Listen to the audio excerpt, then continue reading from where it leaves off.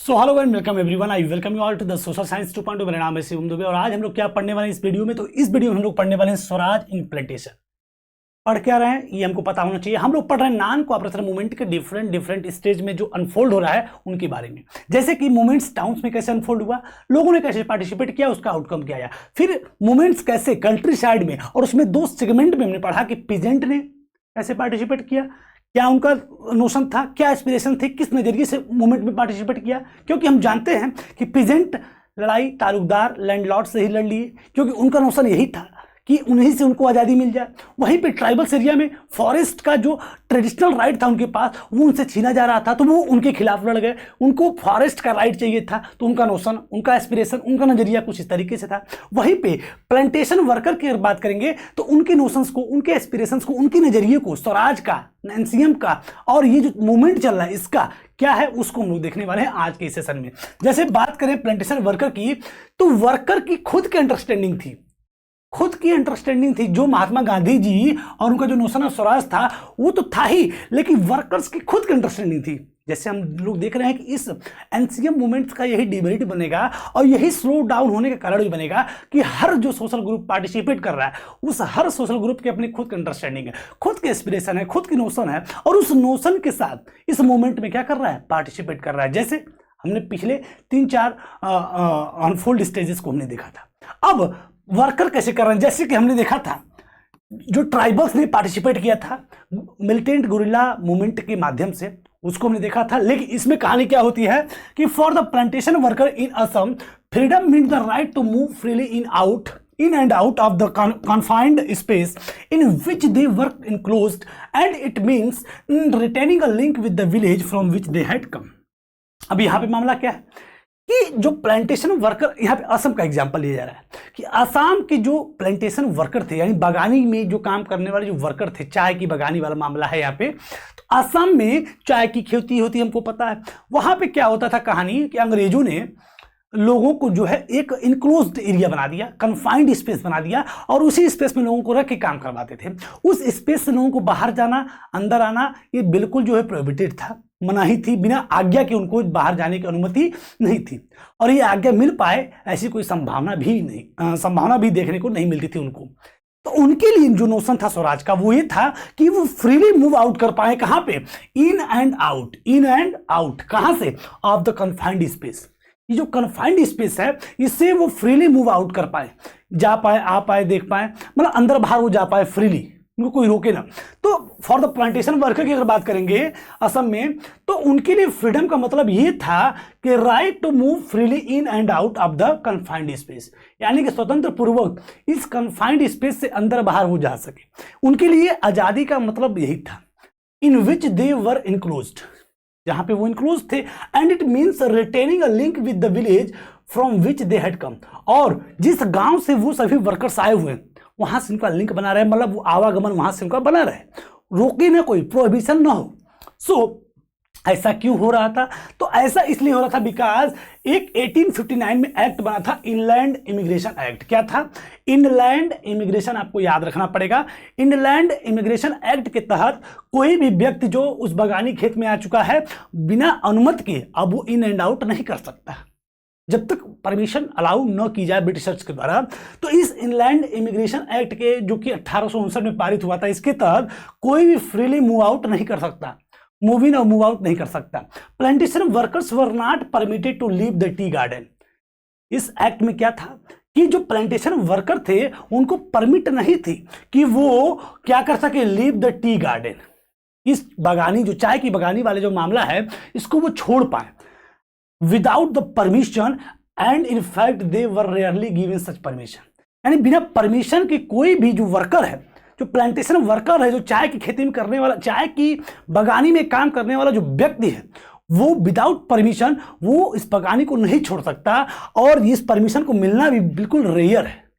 इस चीज की वजह से जो उस बागानी में रहने वाले जो लोग हैं उनके लिए स्वराज का, फ्रीडम का जो नोशन था कि बस किसी तरीके से freely move out, move in move out कर ले, हम अपने गांव से, जहां से हम लोग आ रहे हैं वहां से हमारा लिंक बन जाए, हम आते रहें जाते रहें, उनके लिए नोशन ये था। होता क्या है इसके बाद, कि when they heard of non cooperation movement, जब वो बगानी में सुनते हैं किसके बारे में, नॉन कोऑपरेशन मूवमेंट के बारे में, than thousand of the workers have defined the authorities and left the plantations and headed home. जब वो सब सुनते हैं नॉन कोऑपरेशन मूवमेंट के बारे में, वो सब उस जगह को यानी बगानी को छोड़ देते हैं। उस ब्रिटिश अथॉरिटी को जो डिफाइन अथॉरिटी थी उसको छोड़कर left the plantation and headed the home, और घर की तरफ चल देते हैं।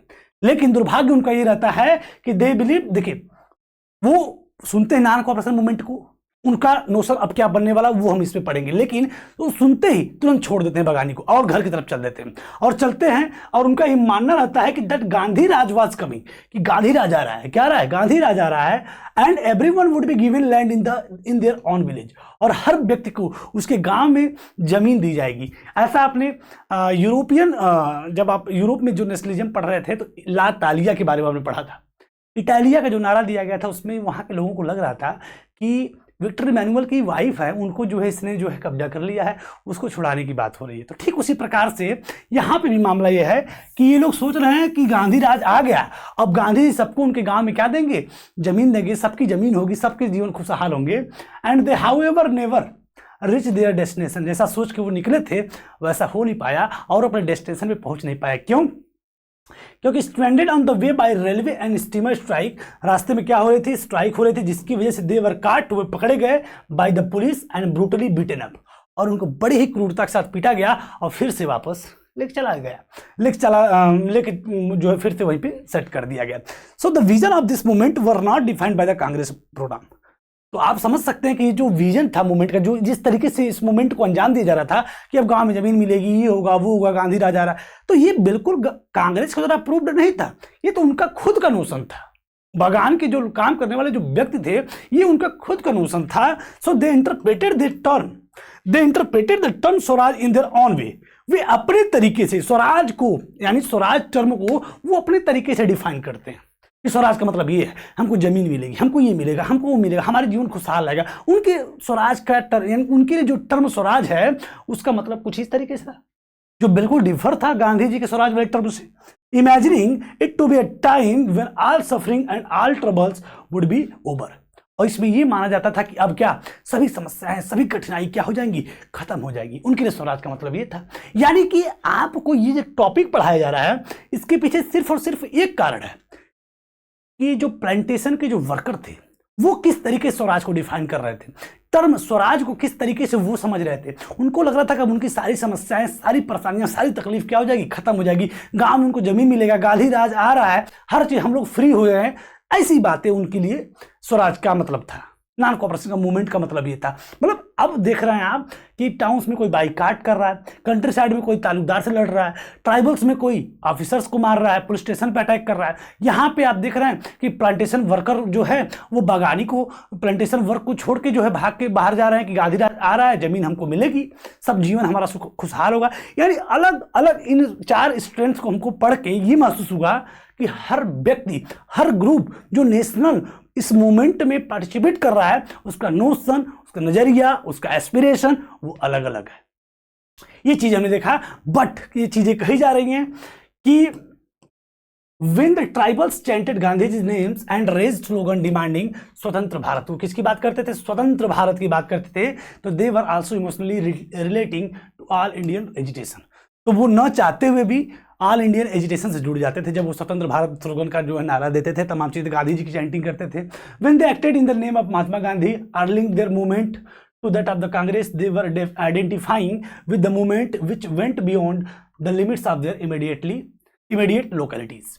तो जब भी वो महात्मा गांधी के नाम पे कोई एक्ट करते थे, कोई भी काम करते थे, तो या फिर लिंक होते थे देर उनके मूवमेंट से, जो कांग्रेस का मूवमेंट था, तो वो उस मूवमेंट से खुद को क्या करते थे, आइडेंटिफाई करते थे, और साथ ही साथ उनकी जो इमीडिएट लोकेलिटी थे वो बियॉन्ड हो जाते थे। क्यों? क्योंकि एक व्यक्ति जो है जाने में भी अगर मूवमेंट में पार्टिसिपेट कर रहा है तो वो न चाहते हुए भी अपनी इमीडिएट लोकेलिटी से क्या हो रहा है, बाहर हो रहा है, एक ब्रॉड मूवमेंट में वो पार्टिसिपेट कर रहा है। यानी कि जब व्यक्ति भले वो कह रहा है कि मुझे आज़ादी मिलेगी, तालुकदार से हमें मुक्ति मिलेगी, और ऐसा करके नॉन कोऑपरेशन मूवमेंट में पार्टिसिपेट कर रहा है, बट उसका नोशन तो ये है पार्टिसिपेट लेकिन कर रहा है और उस पार्टिसिपेशन के दौरान स्वतंत्र भारत का नारा देता है, तो वो इमोशनली कहीं ना कहीं देश से, सेंस ऑफ नेशनलिज्म से कनेक्ट हो ही जाता है। ये बातें कही जा रही हैं। लेकिन आप जानते हैं फाइनली क्या होता है कहानी में। हमने डिफरेंट स्टूडेंट्स पढ़ लिए, टाउन्स में पढ़ लिया, कंट्री साइड में पढ़ लिया, स्वराज इन प्लांटेशन में पढ़ लिया, लेकिन फाइनली वक्त आता है 1922 का। जनवरी 1921 में ये मूवमेंट चालू होता है और फरवरी 1922 में ये मूवमेंट कॉल ऑफ हो जाता है, बंद हो जाता है। क्यों? Because of Chauri Chaura incident. किसकी वजह से? चौरी चौरा इंसिडेंट की वजह से मूवमेंट फाइनली क्या होता है, गांधी जी इसको कॉल ऑफ कर लेते हैं। क्योंकि होता क्या है, चौरी चौरा एक जगह है जो पड़ती है कहाँ पे, उत्तर प्रदेश के गोरखपुर में। और यहाँ पे होता क्या है कहानी कि at Chauri Chaura in Gorakhpur a peaceful demonstration in bazaar turn into a violent clash with the police. एक पीसफुल प्रोसेशन चल रहा था वहां पे, चौरी चौरा एक जगह है, तो वहां पर एक पीसफुल डिमॉन्स्ट्रेशन चल रहा था, आंदोलन चल रहा था, जहां पे पुलिस जो है और पुलिस और जनता के बीच में क्या, बाजार में ही क्लैश हो जाता है। और ये वायलेंट जब क्रिएट होता है वहां पे, hearing of the incident Mahatma Gandhi called a halt to the non cooperation movement.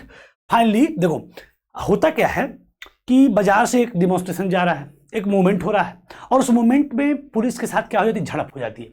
और जब झड़प होती है तो लोग जो है, जो आंदोलनकारी हैं, वो वहाँ पे एक पुलिस स्टेशन रहता है, चौकी रहती है, उसमें लगभग 22-23 पुलिसकर्मी रहते हैं, उनको वो बंद करके फूंक देते हैं और सभी पुलिसकर्मी क्या हो जाते हैं, मारे जाते हैं। तो ये जब सूचना महात्मा गांधी जी को मिलती है, चौरी चौरा इंसिडेंट की जो घटना मिलती है महात्मा गांधी जी को, तो वो बड़े ही दुखी होते हैं और finally called a halt to the non cooperation movement. Finally non cooperation movement को कॉल ऑफ कर लेते हैं। क्या कर लेते हैं? कॉल ऑफ कर लेते हैं, क्योंकि हम जानते हैं कि महात्मा गांधी जी का नोशन बिल्कुल किसी भी तरीके से हिंसा न करने का है। किसका?